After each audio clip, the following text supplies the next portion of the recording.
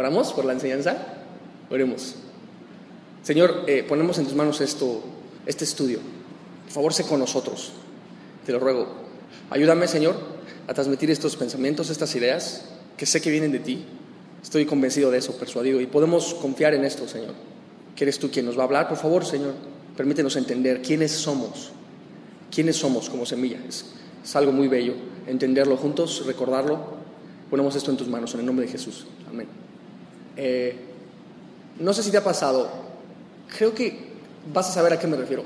En nuestro caminar, cuando tenemos a Dios en nuestro corazón, experimentamos como distintas hambres de diferentes cosas en diferentes momentos. Me refiero a ya un hambre que Dios pone en nuestro corazón, ¿no? Esa sed. ¿Te acuerdas cuando Jesús dice, ¿no? Si alguno tiene sed, venga a mí, beba? Interesante, porque esa agua para nuestra vida es pues su palabra, ¿no? Su espíritu, que realmente viene muy conectado, porque Jesús dijo, las palabras que yo os he hablado son espíritu y son vida, dice Juan 6:63, ¿no? Entonces realmente es su palabra la que es esa agua para nuestra alma, ¿no? Y creo que la palabra va saciando ciertas hambres, ciertas sedes que nos da en ciertos momentos de la vida. Déjame te pongo un ejemplo.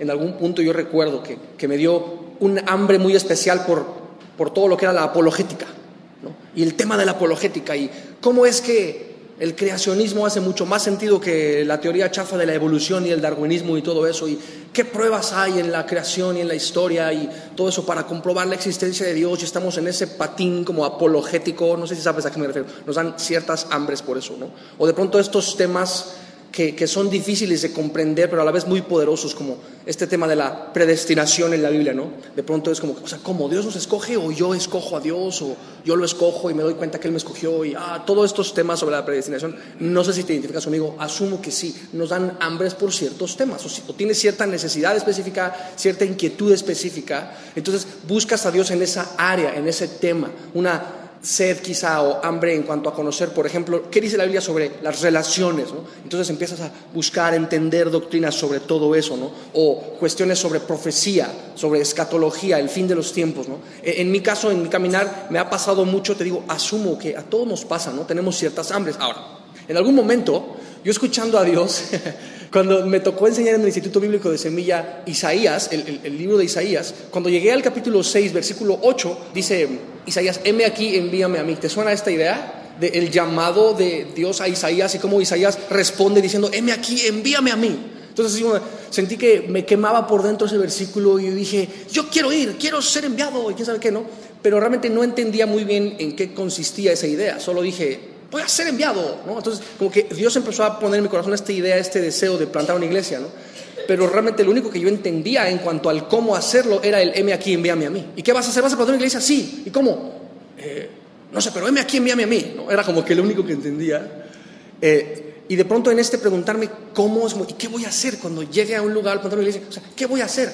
Y me consolaba mucho la idea de pensar, no importa lo que tú vas a hacer, solo vas a ir a sentarte en primera fila a ver lo que Dios va a hacer, no lo que tú vas a hacer, ¿no? Y me sostuvo por mucho tiempo esa idea de decir, ok, solo tengo que ir y yo no sé nada, pero Dios sí, y Él va a hacer, y yo no voy a ir a hacer nada, solo voy a ver lo que Él hace, ¿no?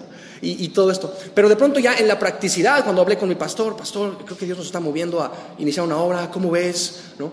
Y me dice, perfecto, ¿y qué tienes en mente? ¿Qué te ha dicho Dios? No, pues esto, mira, hemos orado, me ha confirmado estas cosas, no sé qué. Órale, ¿y cuándo te vas? Y fue como, y así, ¿no? Te estoy contando un poco la historia de Semilla Monterrey. De hecho, así fue. Y cuando llegó un punto en el que yo necesitaba un poco más de practicidad, como de, ¿y cómo le voy a hacer? Le pregunté a mi pastor, supongo, bueno, él es pastor de una iglesia como muy grande, lleva muchos años siendo pastor, yo creo que él me podría instruir. ¿Y cómo le hago para plantar una iglesia? Me dice, no sé, porque no, ahora sí que Dios te muestre.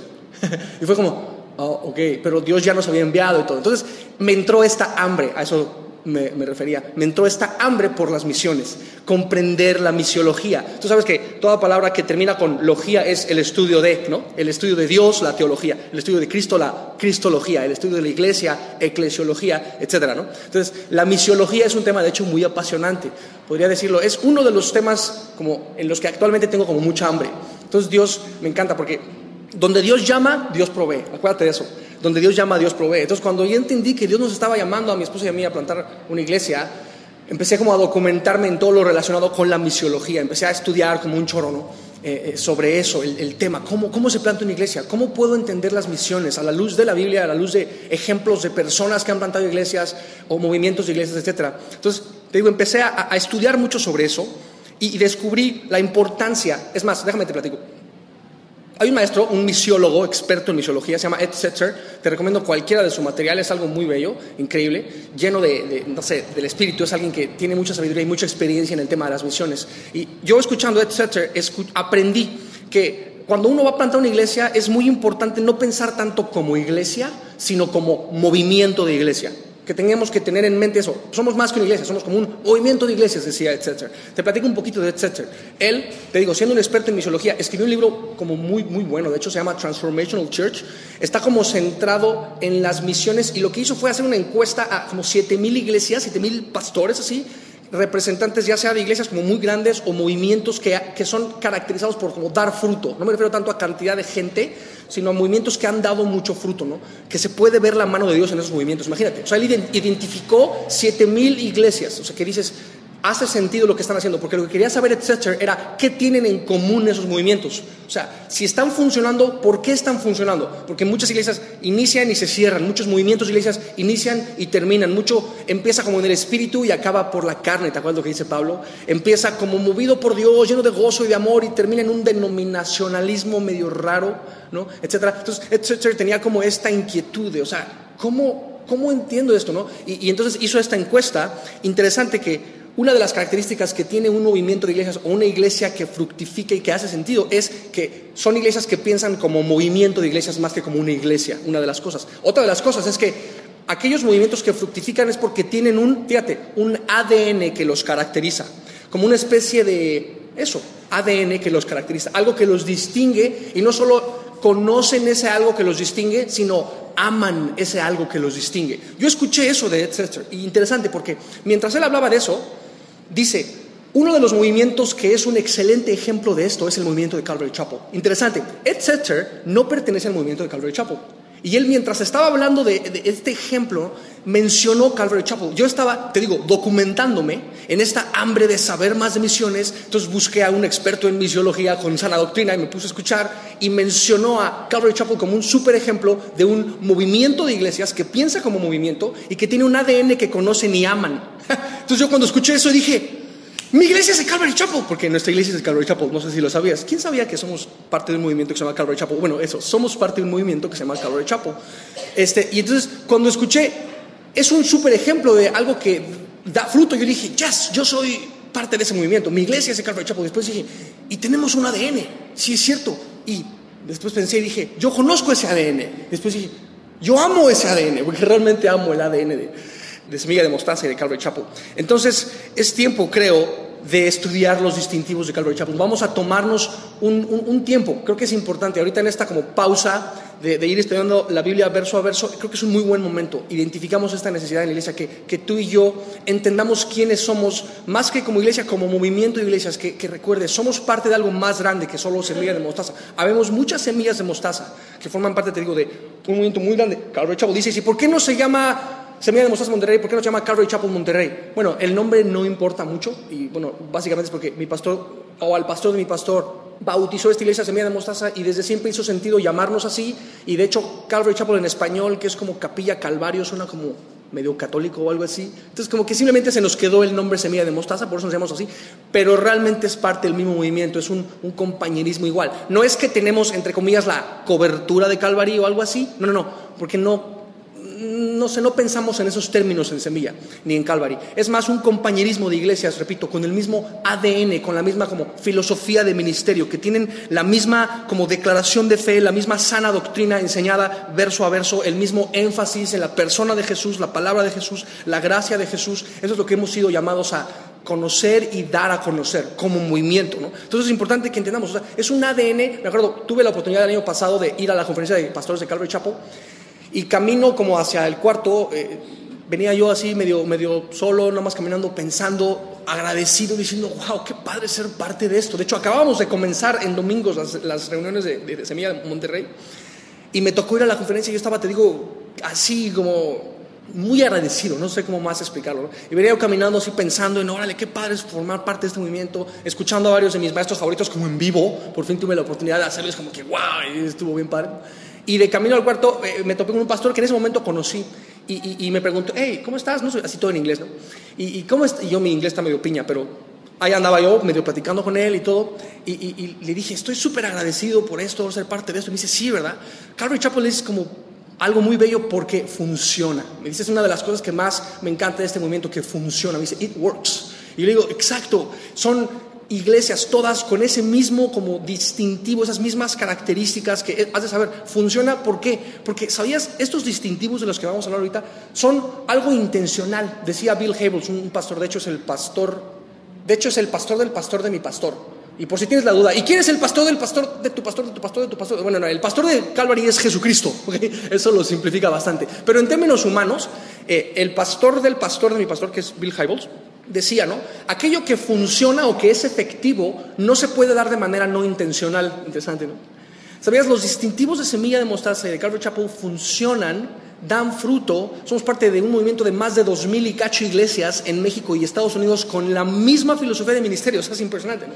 Con la misma declaración de fe. ¿Por qué? Porque funciona, y eso que funciona es intencional. Es intencional. Tenemos como cosas en común entre esas iglesias que nos hace como tener un balance, y no se trata aquí de exaltar el nombre de Calvary Chapel o el nombre de Semilla, no, sino el nombre de Cristo, que es a quien exaltamos nosotros todo el tiempo, ¿okay? De eso se trata. Pero es interesante porque, como puedes recordar o pensar, hay como diferentes denominaciones o estilos de enseñanza. Tenemos por una parte, por ejemplo, las dos como más comunes son las iglesias como súper conservadoras por una parte, y las iglesias como súper carismáticas por otra parte. ¿Me explico? Y nosotros no somos ni muy carismáticos pero tampoco somos muy conservadores, somos como en medio. Mucha gente muy conservadora llega a Semilla y se siente como, ay no, aquí está muy deschongado, no me gusta, ¿no? O gente que es como muy carismática llega a Semilla y dicen, aquí está como apagado, ¿no? Curioso, porque como que decía Héctor Hermosillo, ¿no? Decía como que a Semilla vienen los que no encajan en ningún lado, ¿no? Interesante, porque mucha gente nunca se pararía en una iglesia como súper ultra conservadora, de hecho es mi caso, y hay gente que tampoco se pararía nunca en una iglesia como ultra carismática, de hecho también es mi caso.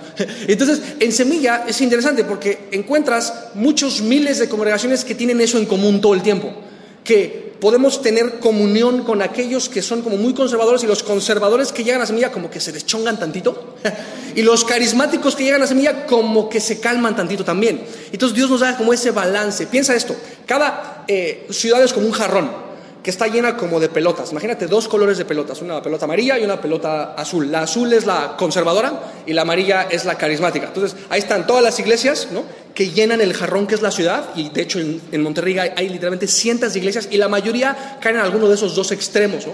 Entonces, pero piensa, dentro del jarrón caben las pelotas, pero hay un chorro de espacio entre las pelotas, ¿a poco no? Y si tú agarras una bolsa de sal y la vacías dentro del jarrón, como que empieza a llenar los espacios entre las pelotitas, ¿no? Y supongo, creo que es ahí donde entra Semilla de Mostaza. Hay como un balance interesante que nos permite tener comunión con la gente muy conservadora. De hecho, Dios me ha regalado como amistades bien hermosas y hermanos bien hermosos desde el lado como muy conservador, y también nos permite tener comunión con la gente como muy carismática. Y creo, te lo puedo decir también, Dios me ha permitido eso, tener comunión con gente súper, súper carismática, y hay cosas muy bellas en cada manifestación de la multiforme gracia de Dios en los diferentes movimientos que Él ha levantado, ¿no?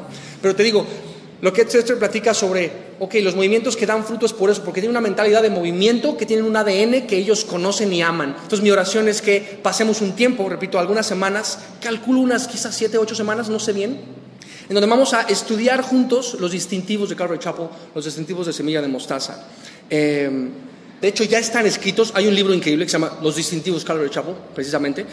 Lo escribió Chuck Smith, y quisiera que pasáramos un tiempo estudiándolo, ¿no? O sea, tal cual vamos a leer un libro de Chuck Smith, de hecho, juntos. Y dices, ¿cómo? ¿En vez de la Biblia? Pues no, porque está perfectamente basado en la Biblia. Y de hecho, Filipenses 4:6, si recuerdas, Pablo dice, ¿no? Lo que aprendisteis y recibisteis y oísteis y visteis en mí, esto haced, y el Dios de paz estará con vosotros. ¿Recuerdas eso? Filipenses 4:6. Hagan lo que han visto que yo hago, ¿no? ¿Qué me dices de 1 Corintios 11:1, donde Pablo dice, sed imitadores de mí, así como yo de Cristo? Entonces imagínate una persona que imita a Pablo, Pablo imita a Jesús, entonces imita a Jesús. La persona que lo imitó podría decir, imítame tú también a mí. No sé si me explico, ¿no? Entonces realmente no estamos imitando a una persona ni honrando a una persona, simplemente reconociendo que Dios levantó a una persona en particular, en este caso, Chuck Smith, junto con muchos de los pastores de Calvary Chapel, que forman parte de este gran movimiento, y estamos simplemente aprendiendo sobre ese legado que nos dejaron. Y me da cierta nostalgia, de hecho, porque me siento como, no sé, porque somos una familia, ¿no? Entonces es como examinar juntos nuestro árbol genealógico. Vamos a ver como fotografías de, mira, tu abuelito, y mira, no sé si me explico, ¿no? En la fe vamos a examinar nuestro árbol genealógico, realmente quiénes somos. Y si tú consideras Semilla de Mostaza Monterrey tu casa, o sea, y vamos a empezar a ver los distintivos, y probablemente o muy probablemente te suene lo que vamos a estar leyendo, de pluma de Chuck Smith, por decir. Probablemente te suene y vas a decir, o sea que mi pastor Lalo de ahí aprendió eso. Y yo va a ser como, exacto, sí, todo eso lo aprendí de ahí. Es un legado que nos dejaron y que quiero acreditar a Dios mismo que se lo dio a las personas que plantaron otras iglesias antes de nosotros. Y es importante que pasemos un tiempo haciendo esto. ¿Te emociona estudiar sobre esto? Está padre, ¿no? Es creo que una muy buena oportunidad de hacerlo. Y básicamente es eso, ¿no? Y creo que la mejor manera de transmitir esos principios sería, como te digo, o sea, de ahora sí que de pluma de Chuck Smith, que bueno, te digo, y te lo he dicho varias veces, ¿no? Es mi maestro favorito de todos los tiempos. Falleció en octubre del año pasado y dejó un legado maravilloso. Y por si estás preocupado y piensas que ya vamos a dejar la Biblia, no vamos a dejar la Biblia. De hecho, estamos obedeciendo a Dios por eso que te digo, de que estamos simplemente imitando a alguien que imitó de una manera increíble a Jesús. Espero haga sentido esto que te digo. Y si te sigue sin hacer sentido, ya verás cómo está como realmente basado en la Biblia. En los dos primeros principios que vamos a ver hoy hay alrededor, no sé, como de por lo menos 30 citas bíblicas o algo así. O sea, vamos a estudiar mucho la Biblia, ¿ok? Está basado en la Biblia, pero solo quiero que lo vayamos viendo. Una cosa, porque vamos a estar leyendo las palabras de Chuck Smith. Entonces es chistoso porque decía Dave Roth, de hecho, Dave Roth fue muchos años como el brazo derecho de Chuck Smith. Yo tuve la oportunidad de ver la última conferencia de pastores de Calvary donde estuvo Chuck, ya la del siguiente año que fue esta última que pasó, ya no estaba Chuck. Chuck ya había fallecido para cuando fue la última conferencia de pastores. Entonces, todavía en la penúltima conferencia que fue a la que a mí me tocó ir, ahí estaba Dave Rolfe siendo era como te digo el brazo derecho de Chuck, durante muchos años lo fue. Y Dave Rolfe en una conferencia de pastores dijo, los mejores mensajes que he predicado en mi vida, en donde mis palabras han hecho más sentido que nunca y en donde he visto la presencia del Espíritu en la iglesia, es en aquellos en los que copié el mensaje de Chuck palabra por palabra. Interesante, ¿no? ¿No te risa? A mí sí. La verdad, ¿no? O sea, imagínate, ¿no? Entonces, me encanta, hace sentido estudiar pues las palabras de Chuck. Vamos a aprender un chorro. Ya lo hemos hecho con algunos de aquí de la Congre, hemos pasado un tiempo padre. En un grupo pequeño lo hicimos en algún momento con el grupo de servidores y así, o algunos de los que estamos sirviendo. Pero creo que es un tiempo padre para que toda la congre lo estudiemos juntos. En fin, simplemente vamos a leerlo esta vez y quisiera recomendarte que lo descargues, el libro. Lo puedes descargar desde la página del Instituto de Semilla de Mostaza. Y si tienes con qué anotar o si quieres al final me puedes preguntar o lo que sea, está en institutosemilla.com, es como que el link. Es la página del Instituto Bíblico de Semilla de Mostaza. Entonces vas a institutosemilla.com, en la sección donde dice académico, hay una pestaña que dice descargas. El primer libro es ese, se llama Distintivos Calvary Chapel. Ya sea que lo traigas en tu móvil o lo puedes imprimir y traerlo. Si te lo quieres chutar por adelantado está bien, a algunos les encanta eso, como sea. La idea es que lo leamos juntos y vamos a pasar simplemente un tiempo leyendo un libro juntos. Es un libro, te digo, breve, basado en la Biblia, y vamos a aprender mucho de quiénes somos. ¿Hace sentido? Ok, vamos a irlo leyendo. Y bueno, supongo algunas cosas las puedo ir como resumiendo, medio platicándote, no sé qué. Mi oración es que haga sentido esta lectura. Dice, ¿qué hace a Calvary Chapel, o en este caso a Semilla, diferente de otras iglesias evangélicas que creen en la Biblia? Siempre es bueno tener una idea de la obra única que Dios ha hecho en nuestra congregación. Si la iglesia de Calvary Chapel fuese exactamente igual a la del otro lado de la calle, simplemente lo mejor sería unirla con aquella. Pero si hay características que la hacen diferente, entonces quiere decir que tiene un lugar único y especial en el plan de Dios. Ciertamente hay iglesias que comparten muchas de nuestras creencias y prácticas, no somos renegados, pero Dios ha hecho una obra maravillosa de balance en el movimiento de Calvary Chapel que lo hace diferente en muchas áreas, un poco lo que te platicaba, ¿no? Somos como la sal en el jarrón, ¿no? De hecho es bíblico porque Jesús dice que somos la sal de la tierra, ¿verdad? Bueno, sigue diciendo. Hay muchos que creen en los dones y el ministerio del Espíritu Santo, pero no enfatizan la enseñanza bíblica, ni dependen de la palabra de Dios para ser guiados en sus experiencias con el Espíritu Santo. También hay muchos que acentúan la enseñanza de la palabra, pero no comparten el punto de vista de los dones del Espíritu Santo que comparte Semilla en cuanto a esto de que están disponibles y que son válidos los dones del Espíritu para hoy, ¿no? Entonces en Calvary Chapel dice, encontramos la enseñanza de la palabra y un corazón abierto a la obra del Espíritu. Como están estas dos cosas, como te decía, ¿no? Porque el Espíritu de Dios nos guía ciertamente. No hay mover del Espíritu en Semilla. Bro, sí lo hay, porque las palabras de Jesús son Espíritu y estudiamos la Biblia, ¿no? Entonces creemos obviamente en la guía del Espíritu, pero a través de la palabra. Por eso estudiamos la palabra verso a verso. Y si has estado con nosotros desde el principio, ya nos chutamos varios libros completos, ¿no? Y de eso se trata, enfatizar esta idea. Y bueno, dice, es por eso que resulta importante en cuanto a estos distintivos, cosas que nos caracterizan, importante entender los principios bíblicos que muestran la manera en cómo Dios nos ha permitido existir y crecer, ver de dónde salen bíblicamente esas cosas que nos caracterizan como movimiento de iglesias, ¿no? Esto no significa que todas las iglesias Calvary Chapel sean idénticas. Claro, siempre me sorprende ver cómo Dios puede tomar elementos simples y crear tal variedad con ellos. Y de hecho es increíble ver estas diferencias, ¿no? Yo he tenido la oportunidad de ir a varias iglesias como de Semilla, de Calvary, y conocer a varios pastores de Semilla, de Calvary, y es increíble ver eso, como cada congre es distinta. Tienen como maneras distintas de hacer las cosas en cuanto a, qué sé yo, como estilo o ánimo se refiere, pero en cuanto al espíritu siempre es el mismo. Es el Espíritu de Jesús que de manera sencilla exalta la obra, la palabra y la gracia de Jesús en todas las iglesias Calvary, y es algo que nos caracteriza, y es algo que es muy bello, te digo, ¿no?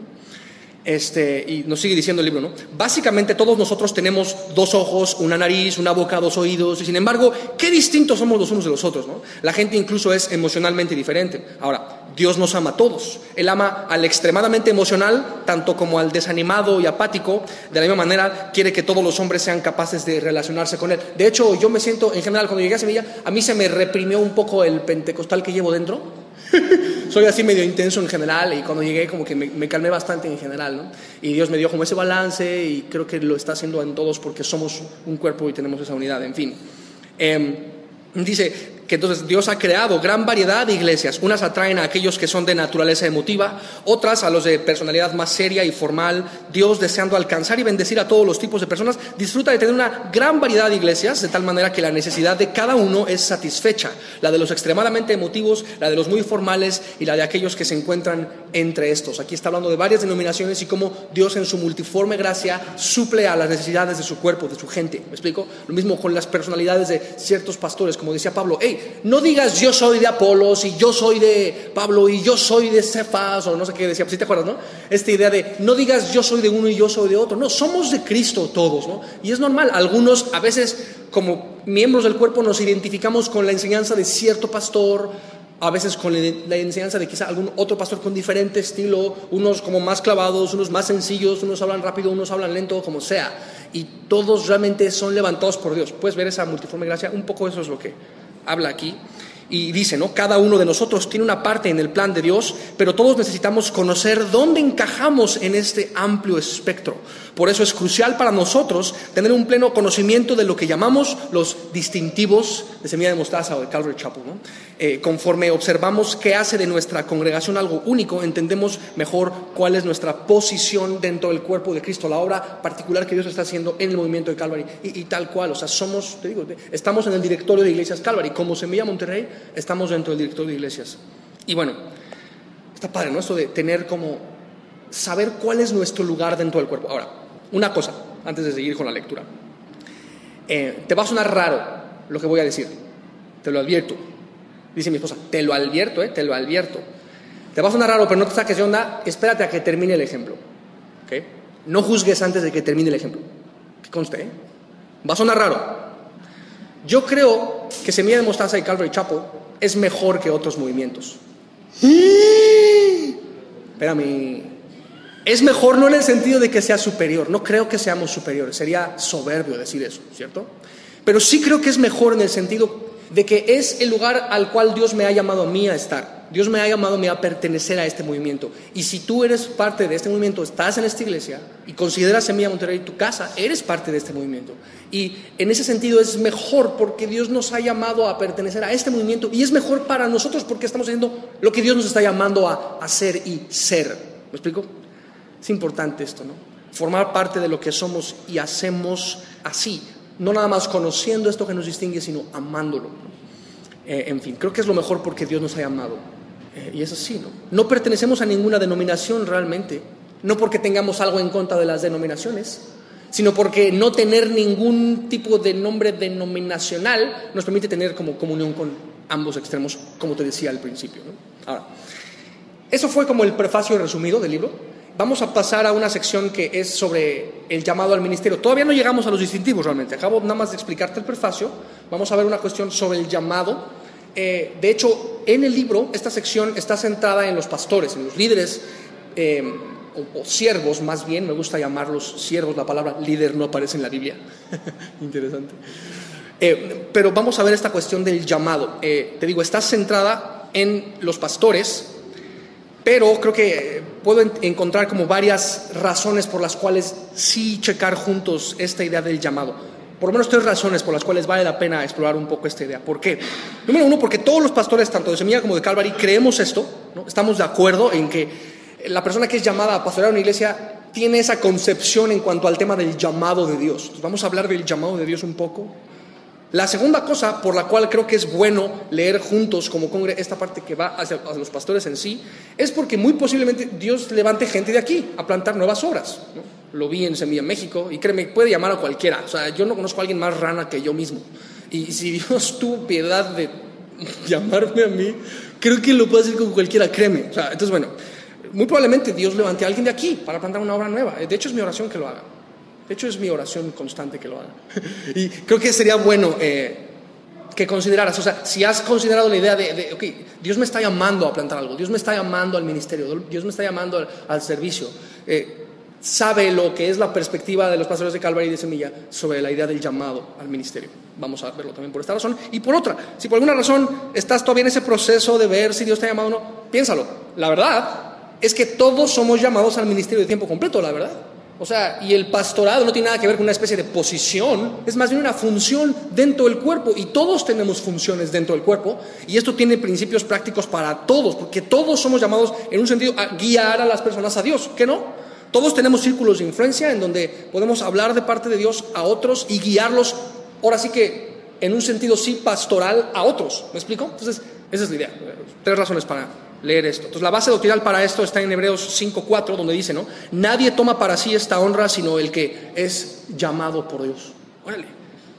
No es que a cada pastor de una iglesia, Calvario Semilla, lo levanta una denominación o algo así, sino Dios mismo. Dios llama. Y por si dudas si fuiste o no llamada por Dios, déjame leerte otra cita. Está en 1 Corintios 1:1-2, que dice lo siguiente, ¿no? Pablo, llamado a ser apóstol de Jesucristo por la voluntad de Dios, y el hermano Sóstenes nos dice, fíjate, él fue llamado, dice Pablo, como que yo soy el pastor de la iglesia de Corinto, dice él, y después dice, les voy a dirigir esta carta, 1 Corintios 1, a la iglesia de Dios que está en Corinto, ojo, a los santificados en Cristo Jesús, llamados a ser santos, con todos los que en cualquier lugar invocan el nombre de nuestro Señor Jesucristo, Señor de ellos y nuestro. Cualquier lugar incluye Rangel Frías número 530, ¿sabías?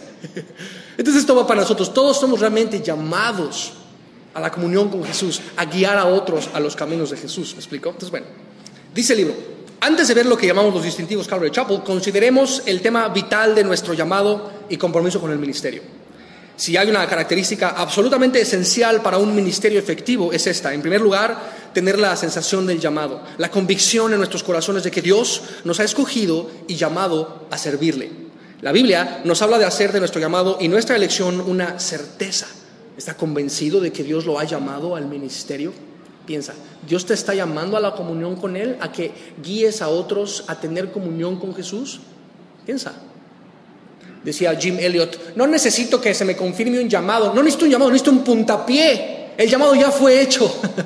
Todos somos llamados a guiar a otros a Jesús. Y bueno, sigue diciendo, esto es muy importante porque el ministerio no es una profesión que podamos escoger, es un llamado de Dios. Ahorita vamos a ahondar en esta idea. ¿Cómo sabemos que hemos sido llamados? ¿Cómo lo sé? El ministerio para los llamados no es una opción, es una necesidad. Como Pablo lo expresó en 1 Corintios 9:16, ¡ay de mí si no anunciaré el evangelio! ¿Recuerdas? ¡Ay de mí! Me es impuesta necesidad, dice él. No es una opción, es una necesidad, tal como respirar. Necesito respirar, no puedo vivir si no respiro. Y te he dicho este ejemplo. Cuando la gente muere ahogada, ¿por qué es? Porque está debajo del agua Ella no puede respirar y está tan desesperada por respirar que ¿qué hace? Respira agua en su desesperación y se le llenan los pulmones de agua y se muere. Pero puedes ver la idea esta de necesidad. Dice Pablo, necesito anunciar el evangelio. ¿No? El llamado es una necesidad. Y nos da otro ejemplo, Chuck, aquí sobre Jeremías. Dice, Jeremías decidió que no iba a hablar más de parte de Dios, porque lo había metido en muchos problemas. Había sido arrojado en la cárcel y su vida había estado amenazada. Así que decidió, esto se acabó, me voy de aquí. Quería renunciar. Llegó Jeremías a presentar su renuncia ante Dios. Y dice Jeremías 29, que dijo él, ¿no? Jeremías, no me acordaré más de él, es decir, de Dios, ni hablaré más en su nombre, porque pues no estaba siendo como muy fructífero que digamos su ministerio. Entonces dijo, yo renuncio. No obstante, dice Jeremías 29, había en mi corazón como un fuego ardiente metido en mis huesos. Traté de sufrirlo. ¿Qué dice? ¿Qué dice? No pude. Es como, traté de evitar respirar y no pude. Hasta respiré agua.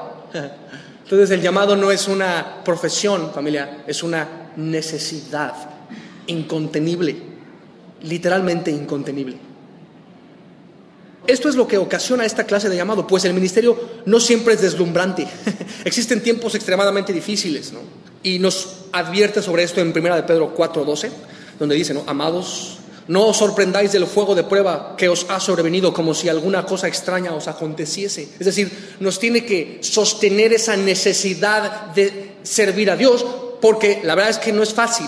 Entonces, cuando vienen las pruebas canijas, fácilmente podríamos decir, no, yo creo que no era para mí, ¿no? Pero cuando es una necesidad, con todo y que se pone canijo, ahí dice, no te sorprendas cuando se ponga canijo, es mi paráfrasis. Ese llamado nos sostiene, en fin. Sigue diciendo, necesitamos entender que aun cuando Dios nos ha llamado al ministerio, nuestro llamado va a estar sujeto a grandes pruebas. ¿Cuán seguro está de que Dios lo ha llamado para servirle? Cuando sentí por primera vez el llamado al ministerio, dice, fui al instituto bíblico a prepararme. Tuve dificultades en el instituto solo porque sentía la necesidad de salir y empezar el ministerio. Es que me pasaba igual, pero no puedo evitar comentar. Le pasaba esto, ¿no? Afuera hay un mundo de personas que mueren sin Jesucristo y yo me encuentro aquí sentado en un salón de clases estudiando libros de texto. Me encanta lo que sigue. Estaba seguro de que el mundo esperaba por mí. Así que se imaginará la impresión que me llevé al descubrir que cuando me gradué del instituto y obtuve mi primera asignación, descubrí que el mundo de hecho no estaba esperando por mí. Entonces la primera prueba llegó. Fue difícil, económica y espiritualmente. No veía los frutos que había previsto tener en el ministerio, ni las emociones, ni los resultados inmediatos.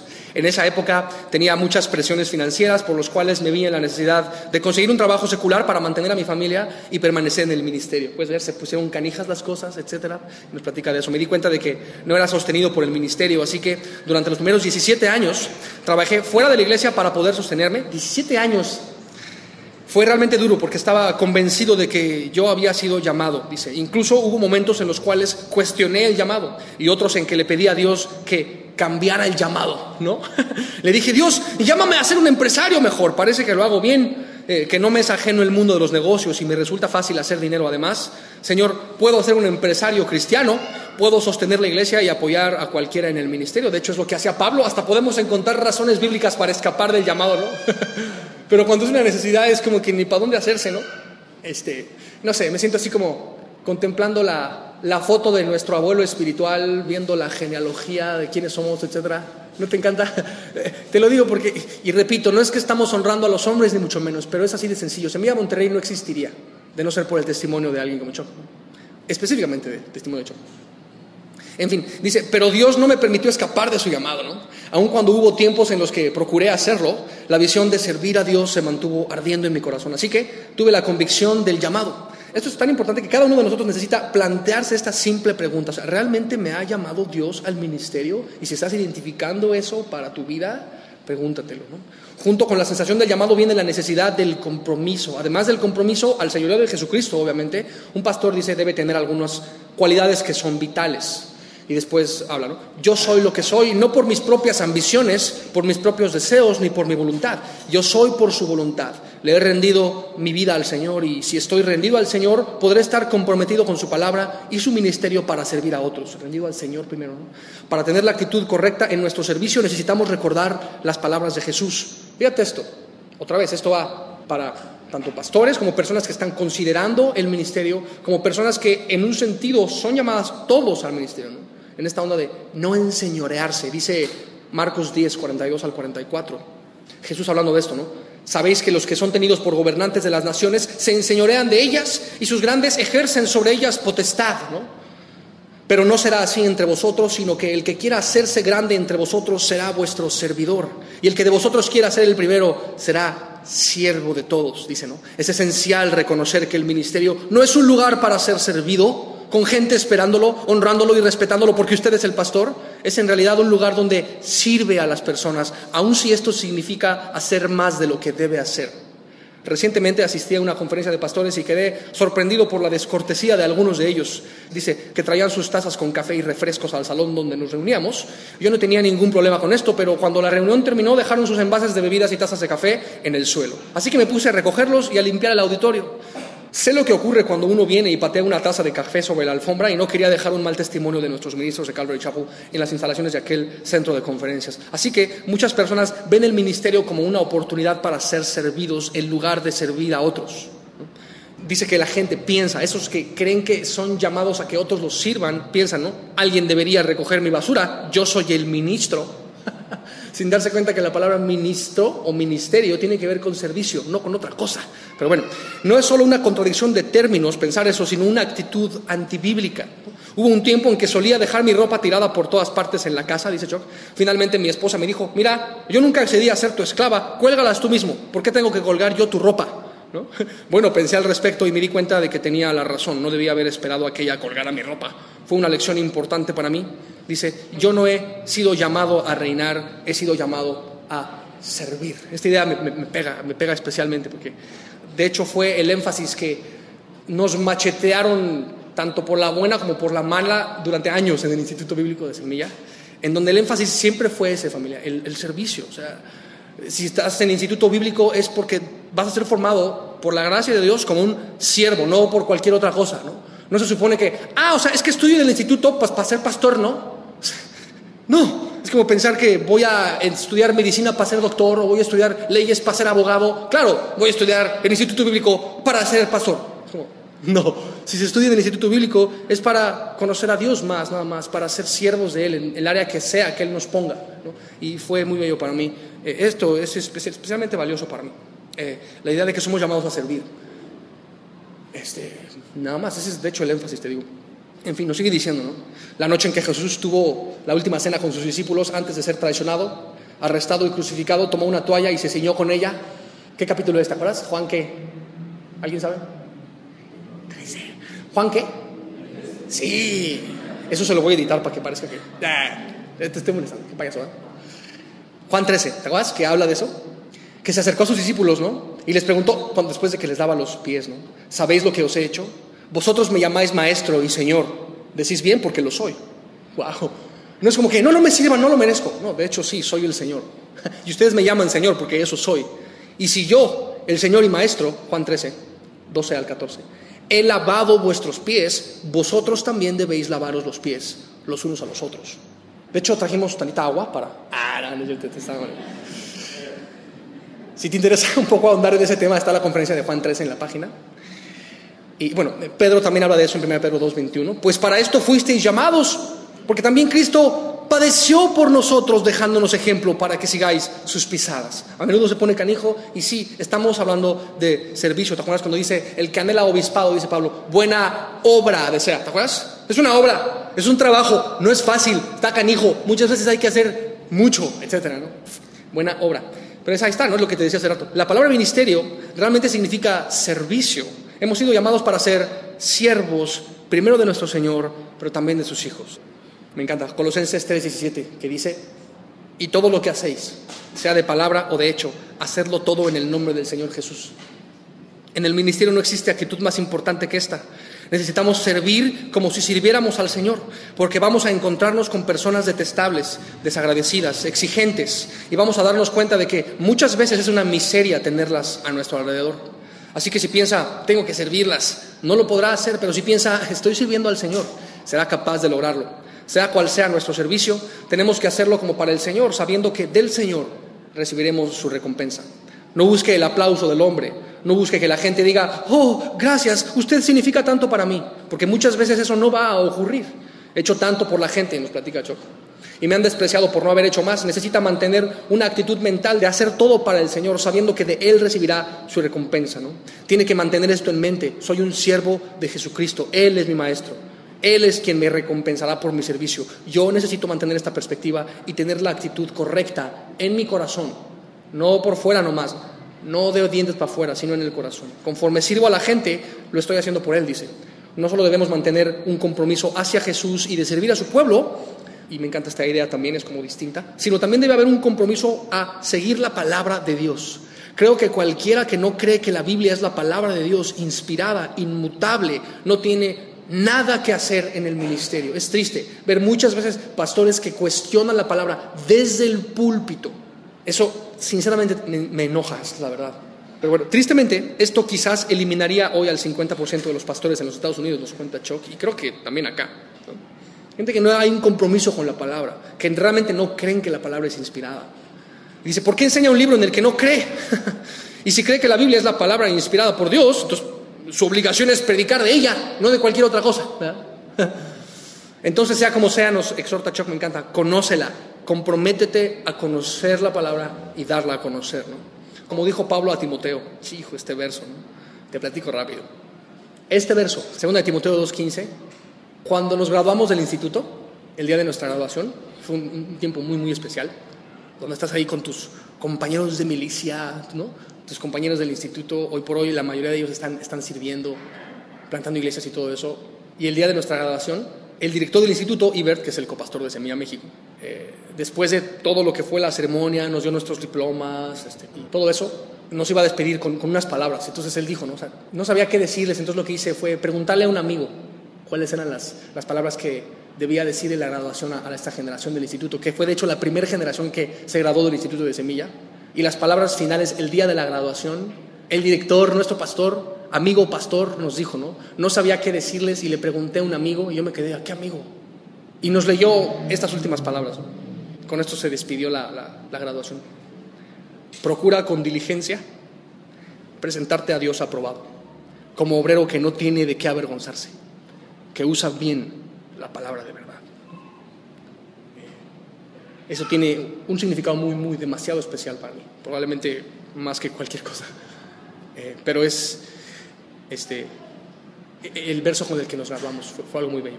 Y entonces vine hablando de esto, ¿no? Comprometernos a conocer la palabra, ¿no? Dice, se le puede enseñar cómo estudiar la Biblia, pero el proceso de aprendizaje nunca termina.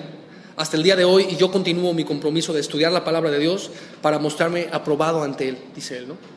Y es un legado hermoso que hemos recibido de parte de Dios a través de la gente que Dios levantó para encabezar este movimiento. Y bueno, el primer distintivo, capítulo 1, es el modelo de Dios para la iglesia. El modelo de Dios para la iglesia. La base doctrinal serían como un par de versos. El primero está en Mateo 16:18, donde dice que Jesús dijo esto: sobre esta roca edificaré mi iglesia. Dos preguntas inductivas. ¿Quién la edifica? ¿Jesús o nosotros? ¿De quién es la iglesia? ¿De Jesús o de nosotros? Me encanta, ¿no? El modelo de Dios tiene todo que ver con eso. El modelo de Dios para la iglesia es que la iglesia no es nuestra, no es de los pastores de Semilla o de Calvary o de Chuck Smith. La iglesia es de Cristo. Y él dice, yo edificaré mi iglesia. Por tanto, Él la va a edificar, no mis métodos, no mis ideas, no mis fuerzas. Dios la va a edificar porque es suya. Eso tendría todo que ver con esta idea del modelo de Dios para la iglesia. Es eso, entender que es suya y que Él la edifica. Número 2 es el modelo que vemos en el libro de los Hechos, la iglesia primitiva. Pero bueno, vamos a leer algunas cosas. En Calvary Chapel consideramos el libro de los Hechos como el modelo para la iglesia. Creemos que en su mayor parte la historia de la iglesia ha sido una historia trágica, triste, de fracaso, ¿no? Porque se han cometido, como tú sabes, un chorro de atrocidades en el nombre de Jesucristo, enarbolando la bandera de la iglesia, ¿no? Y Chuck nos platica aquí un ejemplo de que cuando él iba a la universidad, la gente como que lo criticaba por ser cristiano, como diciéndole, o sea, ¿cómo puedes creer en eso, no? Si se han hecho un chorro de atrocidades en el nombre de Cristo. Entonces él decía, mira, no juzgues el cristianismo por su historia o por los cristianos imperfectos, juzga el cristianismo por Cristo mismo, ¿no? Interesante eso, ¿no? Y él dice que los confrontaba diciéndoles, ¿no? O sea, que ¿a poco está mal decir lo que decía Jesús? Jesús decía cosas como, bienaventurados los misericordiosos, bienaventurados ellos porque alcanzarán misericordia. Hay algo malo en enseñar las palabras de Jesús, en abrazar aquello que hizo y dijo aquel que es amor en sí mismo. Por supuesto que no. Entonces con esto él les hacía ver, ¿no? O sea, el problema del cristianismo no radica en Cristo, sino en el cristianismo que muchas veces desobedece. ¿Me explico? Entonces, cuando se enseña lo que Jesús dijo, aún los escépticos tienen que confesar que no tiene nada de malo lo que Jesús enseñó, ¿no? El problema está en las personas que dicen ser cristianas y que hacen contrario a lo que Jesús dijo, ¿no? En el libro de Apocalipsis, Jesús nos hace mención de estas varias iglesias, ¿no? Y enfatiza que, no sé si recuerdas, al último de Apocalipsis da una exhortación y escribe una carta a cada una de las iglesias que había, ¿no? En distintos lugares en ese tiempo. Y las exhorta porque era tiempo de arrepentirse. Ya se había colado tanto el gnosticismo como el arrianismo en esos tiempos. Esto del gnosticismo es cuando la gente piensa que te puede salvar con puro conocimiento, o el arrianismo, ¿no? Que enseña básicamente que Jesús es el Hijo de Dios, pero no Dios el Hijo, ¿no? Y todo esto. Este tipo de doctrinas falsas ya se habían colado en la iglesia para cuando Jesús presenta esta exhortación a las distintas iglesias en Apocalipsis. Entonces es importante que veamos, ¿no? Que no podemos encontrar un ideal para la iglesia ni en la historia de la iglesia. De hecho, ni siquiera en la historia de Semilla, tampoco. Porque no empezó tampoco como iglesia así muy perfecta que digamos, ¿no? O sea, nosotros que nacimos de Semilla México y cómo nació Semilla México, o sea, la historia de Semilla México, te digo, no fue una historia perfecta, ¿no? Y no es una iglesia perfecta tampoco, ¿no? Entonces, creo que debemos basarnos en el modelo de la iglesia de los Hechos que está tal cual en los primeros capítulos de Hechos, que era una iglesia que se caracterizaba por ser llena del Espíritu Santo y una iglesia que llevaba el Evangelio al mundo. Déjame te doy algunas referencias. Colosenses 1:5 dice, ¿no? A causa de la esperanza que os está guardada en los cielos, de la cual ya habéis oído por la palabra verdadera del Evangelio, que ha llegado a vosotros, así como a todo el mundo, y lleva fruto, y crece también en vosotros desde el día que oísteis y conocisteis la gracia de Dios en verdad. Reconoce Pablo de la iglesia de los Colosenses, ¿no? Está diciendo, hablando de la iglesia primitiva, ¿no? Y dice, los primeros creyentes experimentaron una iglesia eficaz, llevando el Evangelio al mundo. Entonces, el primer distintivo, familia, es que nuestro modelo no es el de una denominación y o persona, sino el de la iglesia de los Hechos, ¿ok? O sea, estamos leyendo un libro escrito por una persona, sí, pero que se está agarrando de la Biblia misma, que nos presenta un modelo, el modelo de la iglesia de los Hechos, como te digo, dirigida por el Espíritu Santo, ¿no? Otro pasaje que nos habla de esto está en Hechos 13, donde el Espíritu dice, ¿no? Apártenme a Bernabé y a Saulo para la obra a la que os he llamado. Entonces, habiendo ayunado y orado, les impusieron las manos y les despidieron. O sea, como que se reconocía claramente la voz del Espíritu. Y hay una cita que dice, o sea, el Espíritu dijo esto, apártenme a este vato y a este vato porque los levanté a ellos, etcétera, ¿no? O sea, es como una sensibilidad a la obra del Espíritu, ¿no? Y como te digo, si las palabras de Jesús son espíritu, enfatizar la palabra que no es ser guiados por el Espíritu, ¿sí o no, familia? Por supuesto que sí, ¿no? En fin, otra de las citas está en Hechos 15:28, ¿no? Fíjate esto, dice, porque ha parecido bien al Espíritu Santo y a nosotros. Qué interesante, ¿no? Pablo, o sea, diciendo eso, ¿no? Fíjate, nos ha parecido bien a Dios y a mí. Wow, o sea, tener un compañerismo con Dios, hay esa conciencia, Dios está guiando las cosas, ¿no?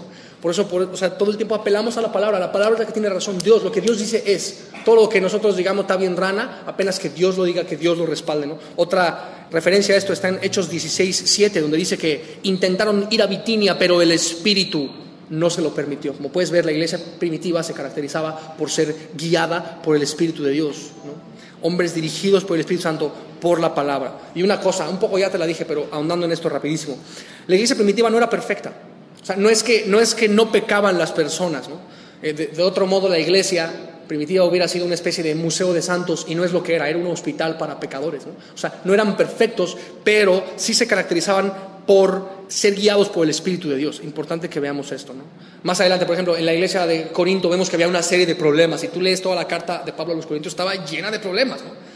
Pero eso ya fue, como te digo, tiempo después. O sea, pero cuando la iglesia estuvo recién nacida, después de que Jesús anuncia que vendría el Espíritu Santo, ¿te acuerdas? Hechos 1:8, que dice, recibiréis poder cuando haya venido sobre vosotros el Espíritu Santo y me seréis testigos, y así. Jesús mandó su Espíritu y después descendió el Espíritu de Dios en Hechos 2, que es lo que inicia lo que es la era de la iglesia, el día de Pentecostés y todo eso, ¿no?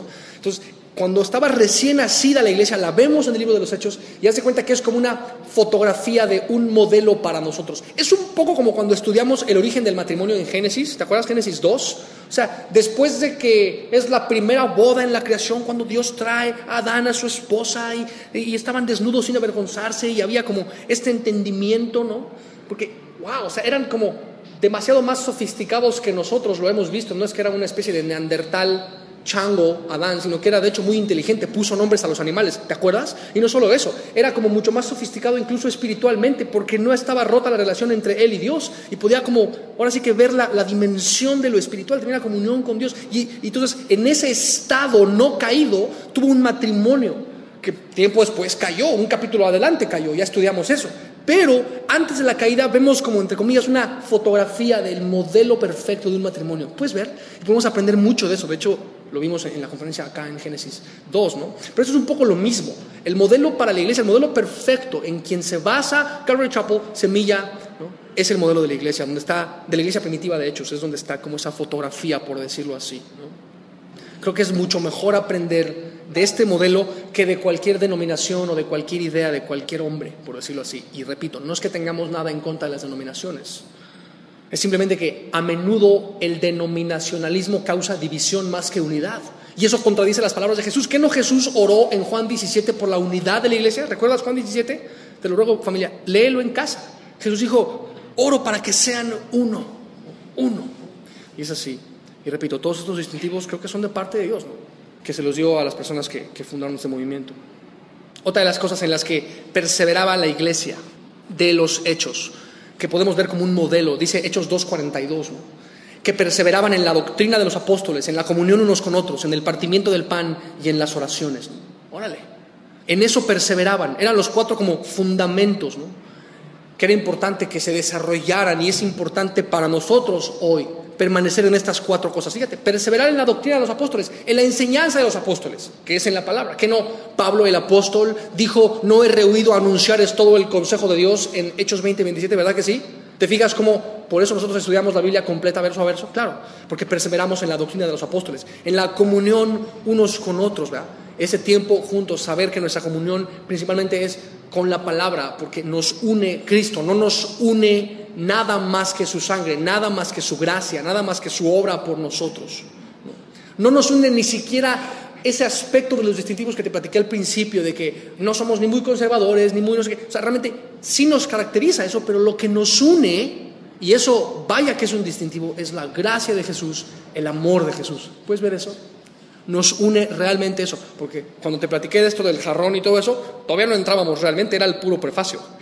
Aquí ya estamos formalmente en los distintivos, hablando más doctrinalmente, ¿no? Nos caracteriza el amor de Jesús, tenemos comunión, koinonía, participación unos con otros. ¿Qué más? En el partimiento del pan. Por eso recordamos el amor de Jesús, celebramos el amor de Jesús, anunciamos el amor de Jesús. Aquí en Semilla con la Santa Cena, ¿recuerdas eso? Si has estado acá es por eso, porque es necesario recordarlo, celebrarlo, ¿no? Y dice, y las oraciones, orar juntos, como oramos al principio de las enseñanzas, como oramos al final, como oramos mientras alabamos a Dios, como oramos los miércoles a las 7, por si ya se te había olvidado, hay reunión de oración todos los miércoles a las 7, ¿verdad? No te lo puedes perder, pero es en lo que perseveramos nosotros, ¿no? Y es así. Esta última idea, fíjate, no es el trabajo nuestro añadir gente a la iglesia, esa es la obra de Dios. La tarea es alimentar al rebaño, guardarlo, amarlo, ¿no? Ver que todos estén bien cuidados, ¿no? Esto es especialmente, dice, cierto en un rebaño pequeño. Ser fieles en lo poco, no afanarnos con traer a muchas personas, o sea, ese no es nuestro llamado. Confiamos que Dios va añadiendo día a día a los que han de ser salvos, ¿no? Y ser fieles en lo poco, como dice Mateo 25:21, ser fiel en lo poco.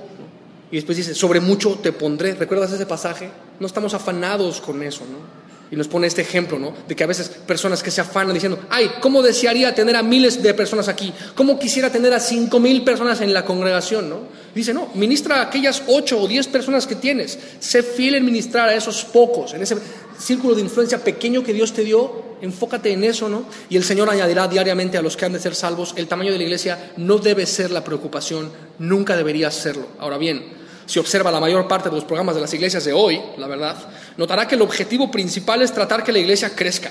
Existe una serie de programas y seminarios de crecimiento que intentan mostrarle cómo puede añadir gente a la iglesia. Bueno, es muy fácil, no tiene que asistir a ningún seminario ni pagar quién sabe cuánta lana para incrementar la cantidad de personas en su iglesia. Solo lleva a gente a la palabra, haz orar a la gente, ¿no? Llévala al compañerismo, al partimiento del pan, y hallarás que el Señor añade diariamente a los que han de ser salvos, ¿no? No nada más dentro de una iglesia, sino que se multiplican las iglesias. Y ahorita somos más de 2,000. Es algo impresionante, ¿no? Entonces ahí está. Esto y explica cómo o por qué nosotros no nos identificamos con este rollo de presionar a la congre. Como te decía, pues es intencional. Si has notado eso, que no presionamos a nadie hoy es la semana de invita a tu compadre o algo así. O sea, no hacemos nada de eso porque Dios añade a la gente, ¿no? No necesitamos presionar a nadie. Digo, por decir, cuando vino mi pastor, pues sí te digo, ¿no? Va a venir mi pastor y trae la banda o algo así. Pues porque es algo especial, va a venir mi pastor. O cuando vino María del Sol, que estuvo con nosotros en la alabanza, está padre, ¿no? Pues si hay alguien que conoces que le gusta a María, pues que caiga y que escuche unas alabanzas o algo así. Pero como sabes, nunca hemos hecho un énfasis en eso. Está padre, ¿no? Pero no es nuestro énfasis, no es nuestro deseo, y te lo he dicho muchas veces. O sea, lo que queremos es que el cielo se llene de gente, no la iglesia. ¿Me explico? Y ya si Dios quiere traer gente o dejarnos como congre pequeña, está increíble, es su obra, ¿no? De hecho, una iglesia grande, no sé, a mí me da terror más que querer algo así, me da miedo algo así, ¿no? Entonces está bien, ¿no? Y Dios va añadiendo, y el crecimiento por lo general sucede, ¿no? Y obviamente el crecimiento trae cambio y trae adaptarnos y cosas así, y hemos crecido, ¿no? La verdad, como congre empezamos en una sala, ahorita los que estamos aquí no cabríamos en la sala, créeme. Dios ha traído el crecimiento, en fin. Seguimos, ¿no? Dice Chuck, ¿no? Contar las cabezas es una trampa, es un terrible lazo. No hagas esto, dice, ¿no? Y un paréntesis complementador en cuanto a esto, porque tal cual Chuck dice esta idea de es una trampa contar, ¿no? Y tristemente yo lo he visto, han sido malinterpretadas esas palabras de Chuck. Lo que está diciendo Chuck ahí es la onda de, o sea, no te afanes en eso, que tu afán no sea, y tenemos que tener, estamos declarando que para el siguiente año tenemos que hacer 300 en vez de 100 y cosas así, ¿no? Hacer como este énfasis en los números no es sano. Pero un paréntesis complementador es que, bueno, Dios cuenta a las personas. De hecho, hizo un censo de personas en el libro de Números, si recuerdas. ¿Por qué Dios cuenta personas, familia? Porque las personas cuentan para Dios, y a veces los números pueden indicarnos ciertas cosas, pueden mostrarnos ciertas cosas. A mí me resulta práctico preguntar cuántos niños vinieron, por decir, la última vez, porque así sabemos cuántos snacks vamos a comprar para la otra semana. No sé si me explico. O sea, no es como que no contamos porque es maldición. No es tanto eso. El punto, o lo que está tratándonos de decir aquí Papá Choc, me gusta decirle Papá Choc, es eso, que no hay que afanarse con los números, pues. De eso está hablando. En fin. De hecho, estaría bien que al final nos indicaras, si vas a venir a la comida mexicana, mejor hay que, ya los que vengan y los que no vengan, porque no hay que contar. Ahí sí, X. Perdón, me distraje. Vamos a seguir con estas ideas para terminar este primer distintivo sobre el modelo de Dios para la iglesia. Y si nos sirve medio recapitularlo rápido, es que el modelo de Dios es que la iglesia es de Dios, ¿cierto? Por tanto, Él la hace crecer. No se supone que nos afanemos con métodos para hacerla crecer o algo así, sino que perseveremos en aquello que perseveraba la iglesia de los hechos, que es nuestro modelo, ¿verdad? En estas 4 cosas. Y Dios va añadiendo y podemos descansar en eso, que somos la cantidad que Dios quiere que seamos, y hace perfecto sentido eso. Ese es el resumen del primer distintivo, y es por eso que no hacemos énfasis en las cosas que no van de acuerdo a eso. Y repito, eso es intencional. Si lo has notado en Semilla, es porque es algo intencional. En fin, nada más va a enfatizar en cuanto a esta idea. ¿Ves que nos puso como las 4 cosas en las que perseveraba la iglesia de los hechos? Y inicia diciendo lo de perseveraban en la doctrina de los apóstoles. ¿Te acuerdas? O sea, el énfasis en la palabra, entonces va a ahondar un poquito en esta idea del énfasis que se le hace a la palabra en Semilla o en Calvary, ¿no? Y nos pone este ejemplo, ¿no? De el libro de los Hechos en capítulo 6, versículo 2, cuando empezó como a haber quejas, ¿no? Porque no estaban siendo suplidas ciertas necesidades dentro de la iglesia. Entonces lo que contesta Pedro es lo siguiente, ¿no? O los apóstoles contestaron esto, ¿no? No estaban siendo suplidas ciertas necesidades, y ellos contestaron en Hechos 6:2: no es justo que nosotros dejemos la palabra de Dios para servir a las mesas. Buscad pues, hermanos, de entre vosotros a 7 varones de buen testimonio, llenos del Espíritu Santo y de sabiduría, a quienes encarguemos este trabajo, y nosotros persistiremos en la oración y en el ministerio de la palabra. Órale, como diciendo, es tal nuestra prioridad en la palabra que no vamos a hacer otras cosas con tal de que eso se enfatice y se priorice, y confiamos en que Dios puede a nosotros enfatizar el ministerio de la palabra. No nada más gente se va añadiendo de fuera a formar parte de la congregación, sino que Dios va levantando gente de dentro de la congregación. Por eso dice, elegir de entre vosotros, ¿verdad? Gente que está siendo levantada porque Dios está produciendo fruto en sus vidas para servir dentro del cuerpo. Eso es como muy importante, de hecho. Que eso, ¿no? Que cuando entramos a formar parte de un ministerio, de una iglesia como semilla, es para empezar a funcionar dentro del cuerpo. Dios va levantando gente. Un poco de eso viene hablando, ¿verdad? Del énfasis en la palabra, la cual como que trae este fruto de que varios vienen añadiéndose y otros van levantándose dentro de la congre para suplir ciertas necesidades. Básicamente esa sería como esta idea. Y la otra idea, ¿no? Los hombres que Dios usó, fíjate, en la iglesia de los Hechos, fueron aquellos que estaban totalmente entregados a Jesucristo, que no buscaban su propia gloria, sino solamente traer gloria a Jesucristo, ¿no? Y nos da este ejemplo de cuando en el pórtico de Salomón sanan a este paralítico y que empezaron las personas a alabar a Pedro como que, ¡oh, este vato hizo un milagro! Y que Pedro les responde como, oigan, espérense, ¿por qué se maravillan, no? No es que nosotros hicimos algo en nuestra propia piedad, ¿recuerdas? Hechos 3, 12 al 13. ¿No? Sino que, o sea, nosotros no hicimos andar a fue el Dios de Abraham, de Isaac y de Jacob el que lo hizo, ¿no? O sea, fue Dios, o sea, la gloria en este énfasis, ¿no? De dar prioridad a la palabra, de que Dios va levantando personas, incluso líderes o siervos dentro de la misma iglesia, buscaban todo el tiempo la gloria de Jesús, servían para gloria de Cristo, no de uno mismo, ¿no? Y termina un poco con esta idea de cómo esto fue un proceso, o sea, vivir para darle honra a Jesucristo fue un proceso en el que Pedro tuvo que ser humillado, realmente tuvo que ser humillado, ¿no? Este sobreesfuerzo por triunfar, por traer gloria propia, es como súper peligroso. Es necesario ser humillados, porque el camino para llegar arriba es hacia abajo. Mateo 23, ¿no? Dice que el que se enaltece será humillado, el que se humilla será enaltecido. Así que viva para el reino de Dios, busque dar gloria a Jesucristo. Es mi oración, dice, constante, que nos mantengamos así, sirviéndole en esta actitud de servidumbre, porque puede tal cual ser un peligro. Cuando empieza a haber como cierto éxito en un ministerio, puede ser súper peligroso, ¿no? ¿Por qué? Porque tanto el éxito como el fracaso son impostores, ¿ok? Tanto el éxito como el fracaso son impostores. Fracasar no necesariamente significa que Dios ya jamás te puede usar. Es un impostor. Dios puede usarte a pesar del fracaso. El éxito también puede ser un impostor, porque no necesariamente el éxito significa que Dios te está usando. ¿Me explico? Entonces, a menudo hay que ser humillados para comprender este espíritu de servidumbre. ¿Me explico? Y que es un peligro, realmente, el éxito es un peligro. Pablo mismo decía, ¿no? Golpeo mi cuerpo, lo pongo en servidumbre, 1 Corintios 9, 27, ¿no? No sea que habiendo sido heraldo para otros, yo mismo venga a ser eliminado. Interesante. El mismísimo apóstol Pablo se sabía en peligro de caer en soberbia, ¿puedes ver? Entonces, esa es la idea, ¿no? Dice, el éxito es algo peligroso. Si Dios comienza a traer éxito a su ministerio, está en un peligro mayor que si solo lucha por mantener un pequeño e insignificante grupo de 10 personas en un lejano lugar. Es muy fácil mantenerse de rodillas en esta clase de circunstancias, ¿no? Claro, nos mantenemos en este espíritu de servicio, humillados, buscando glorificar a Jesús todo el tiempo, ¿no? Es eso. Un poco ya dijimos todo. Es un ADN, ¿no? Que nos caracteriza, que nos permite tener comunión con todo el cuerpo de Cristo en su multiformidad. Así. Y todos estos como principios creo que están en la palabra de Dios, ¿no?